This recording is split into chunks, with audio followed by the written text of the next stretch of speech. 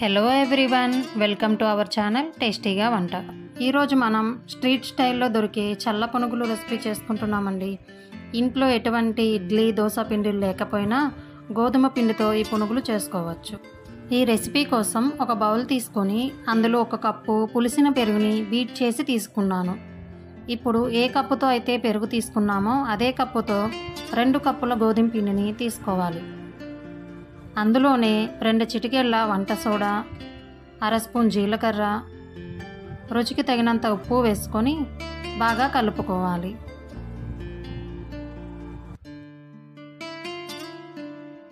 ఇలా కలుపుకున్నాక అందులో 1/2 కప్పు నీళ్ళని తీసుకొని కొంచెం కొంచెంగా వేసుకుంటూ పిండిని బాగా కలుపుకోవాలి.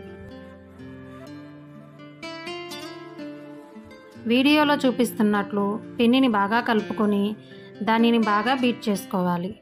ఇలా కలుపుకోవటం వల్ల అందులో ఎయిర్ ఫామ్ అయ్యి పునుగులు వేసుకున్నప్పుడు బాగా గుల్లగా వస్తాయి. పిండిని ఇలా బాగా కలుపుకున్నాక మూత పెట్టి 2 గంటల వరకు నాననివ్వాలి. మీకు సమయం లేకపోతే మినిమం 1 గంట వరకైనా నాననివ్వాలి. ఈ పునుగుల కోసం బెస్ట్ కాంబినేషన్ అయిన చట్నీని చేసుకుందాం. దీనికోసం ఒక మిక్సీ జార్ తీసుకొని అందులో 1/2 కప్పు పుట్నాల పప్పు వేసుకోవాలి. దానిలోనే 3 పచ్చిమిర్చి, రుచికి తగినంత ఉప్పు వేసుకొని మెత్తని పౌడర్ లాగా మిక్సీ పట్టుకోవాలి. ఈ పౌడర్లో 1/2 గ్లాస్ వరకు నీళ్ళను వేసుకొని చట్నీని మెత్తగా ఎక్కడా పలుకులు లేకుండా స్మూత్గా మిక్సీ పట్టుకోవాలి. ఈ చట్నీ ఇలా పలుచగా ఉంటేనే బాగుంటుంది.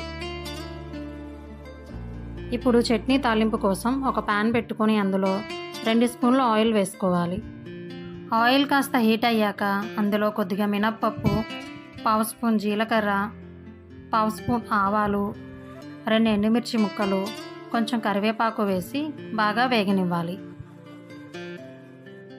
ఇలా వేగిన తాలింపుని చట్నీలో వేసుకొని బాగా కలుపుకొని పక్కన పెట్టుకోవాలి.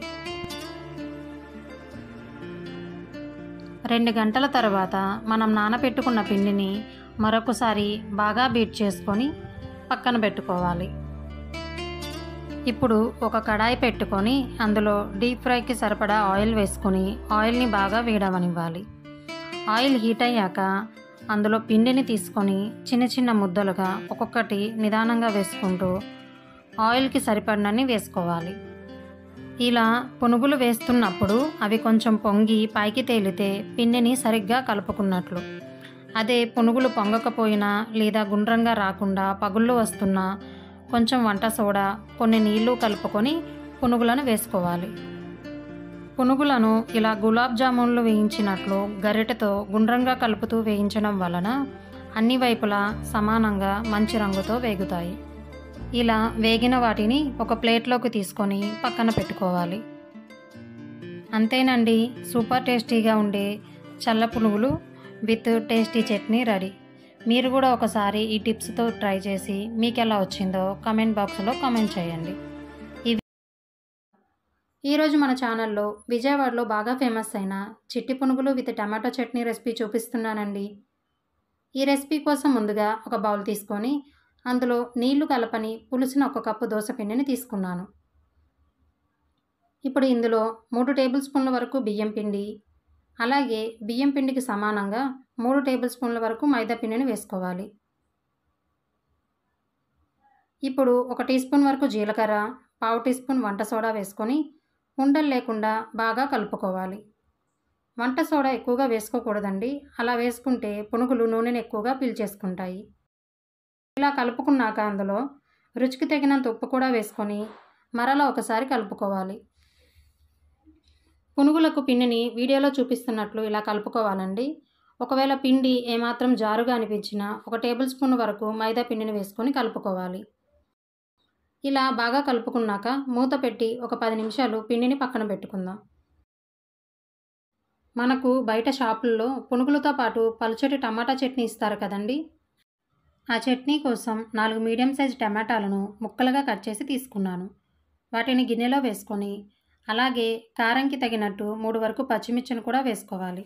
ఇప్పుడు ఇవి మునిగేంత వరకు నీళ్లు పోసుకొని మూత పెట్టి టమాటా ముక్కలు సాఫ్ట్గా అయ్యేంత వరకు ఉడకనివ్వాలి. టమాటాలు ఇలాగా 50% ఉడికితే సరిపోతుందండి. ఇప్పుడు స్టవ్ ఆఫ్ చేసుకొని టమాటా పచ్చిమిర్చిని నీళ్లు లేకుండా వడకట్టి ఒక ప్లేట్లోకి తీసుకోవాలి. ఇలా మిగిలిన వాటర్ని పడేయకుండా అందులోనే సన్నగా తరిగిన కొత్తిమీరను వేసుకొని ఒకసారి కలుపుకొని పక్కన పెట్టుకోవాలి. ఇప్పుడు ఒక మిక్సీ జార్ తీసుకొని అందులో టమాటా పచ్చిమిర్చి ముక్కలను వేసుకొని అందులోనే రుచికి తగినంత ఉప్పు, అర టీ స్పూన్ వరకు జీలకర్ర, పొట్టు తీసిన 5 వెల్లుల్లి రెమ్మలు కూడా వేసుకొని మెత్తని పేస్ట్ లాగా మిక్సీ పట్టుకోవాలి. ఇలా మిక్సీ పట్టుకున్న పేస్ట్ని ముందుగా కొత్తిమీర వేసుకున్న నీళ్ళల్లో వేసుకొని కలుపుకోవాలి. ఈ క్లిప్ మిస్ అయిందండి. ఇలా కలుపుకున్నాక ఒకసారి ఉప్పు చెక్ చేసుకొని సరిపోకపోతే అడ్జస్ట్ చేసుకొని ఈ టమాటా చట్నీని పక్కన పెట్టుకోవాలి. ఇప్పుడు పునుగులు వేయించడానికి డీప్ ఫ్రైకి సరిపడా ఆయిల్ పోసుకొని ఆయిల్ని బాగా వేడవనివ్వాలి. ఆయిల్ బాగా వేడిగా అయినాక మాత్రమే మంటని మీడియం ఫ్లేమ్లో పెట్టుకొని పునుగులను నిదానంగా వేసుకోవాలి. ఆయిల్ బాగా వేడిగా ఉంటేనే పునుగులు ఇలా వేయగానే పొంగి పైకి తేలుతాయి. ఇలా పునుగులు పైకి తేలి కాస్త పెద్దవిగా పొంగుతుంటే పిండిని కరెక్ట్గా కలుపుకున్నట్లు. మీకు పునుగులు వేసినప్పుడు పొంగకపోతే మరికొంచెం వంట సోడా వేసుకొని కలుపుకోండి. ఇలా ఆయిల్కి సరిపడా పునుగులు వేసుకున్నాక గరిటెతో కలుపుకుంటూ మంచి రంగు వచ్చేంత వరకు వేయించుకోవాలి. పునుగులు ఇలా బాగా వేగిన తర్వాత టిష్యూ వేసుకున్న ప్లేట్లోకి వేసుకొని మిగిలిన పిండిని కూడా ఇలాగే వేసుకొని పునుగులను వేయించుకోవాలి. ఒక వాయి తీసేసి మరొక వాయి వేసుకునేటప్పుడు మళ్ళీ ఆయిల్ వేడి చేసి ఆ తర్వాత పునుగులను వేసుకోవాలి. ఇలా చేస్తేనే ప్రతిసారి పునుగులు పొంగి క్రిస్పీగా వస్తాయి. నేను చేస్తున్న ఈ క్వాంటిటీ కనీసం ఈజీగా 3 నుంచి 4కి సరిపోతుంది. మీరు కూడా నేను చెప్పినట్లు ఒకసారి ట్రై చేసి చూడండి. ఎప్పుడు పునుగులు చేయాలన్నా ఈ రెసిపీనే చేస్తారు. మీకు ఖచ్చితంగా మనకు బయట రోడ్ సైడ్ దొరికే పునుగుల టేస్ట్ని పొందుతారు. మీరు ట్రై చేసి మీకు ఎలా వచ్చిందో ఖచ్చితంగా నాకు కామెంట్లో చెప్పండి. ఇలాంటి సింపుల్ అండ్ ఈజీ రెసిపీస్ కోసం ఇప్పుడే టేస్టీగా వంట ఛానల్ని సబ్స్క్రైబ్ చేసుకోండి. Thank you for watching.